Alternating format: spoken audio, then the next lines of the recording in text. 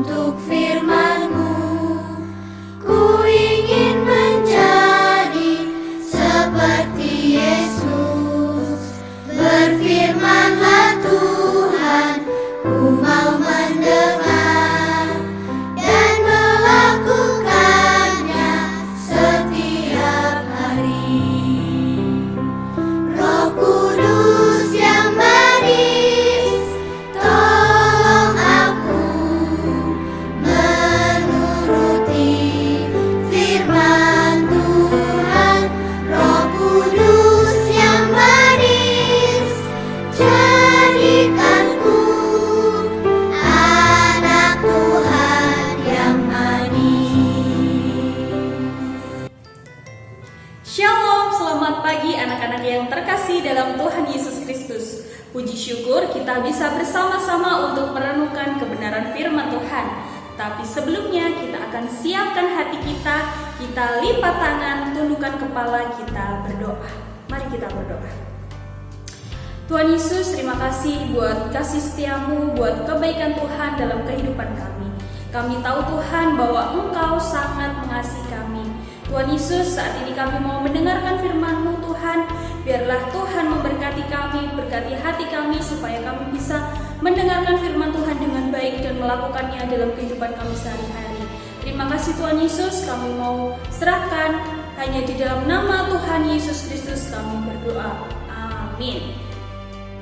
Anak-anak yang terkasih, hari ini kita akan merenungkan kebenaran firman Tuhan yang diambil dalam Kejadian 21 ayat 1 sampai 2. Mari kita akan baca bersama-sama di dalam Kejadian 21 ayat 1 sampai 2. Tuhan memperhatikan Sarah seperti yang difirmankannya, dan Tuhan melakukan kepada Sarah seperti yang dijanjikannya. Maka mengandunglah Sarah, lalu ia melahirkan seorang anak laki-laki bagi Abraham dalam masa tuanya, pada waktu yang telah ditetapkan sesuai dengan firman Allah kepadanya. Amin. Nah, anak-anak yang terkasih, devotion pagi hari ini diberi judul Allah menepati janjinya. Ada seorang anak bernama Dina. Dina adalah siswa kelas 3. Ia akan mengikuti lomba menari 1 minggu lagi. Suatu hari, Dina berbincang-bincang dengan mamahnya. "Mah, bagaimana jika aku tidak bisa menari dengan baik nanti?" "Tenang Dina, kamu sudah berlatih dengan baik. Tuhan pasti akan menyertai kamu." "Mama tahu dari mana kalau Tuhan akan menyertai Dina?"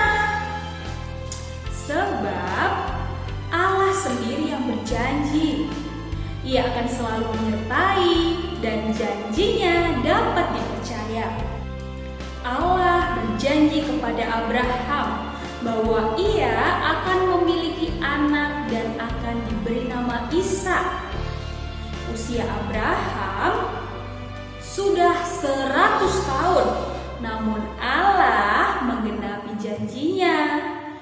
Ia berjanji akan menyertai kita dan ia pasti menepati janjinya. Terima kasih ya Mama. Sekarang aku lebih tenang. Aku percaya bahwa Tuhan akan menyertai aku dalam pertandingan nanti. Hore!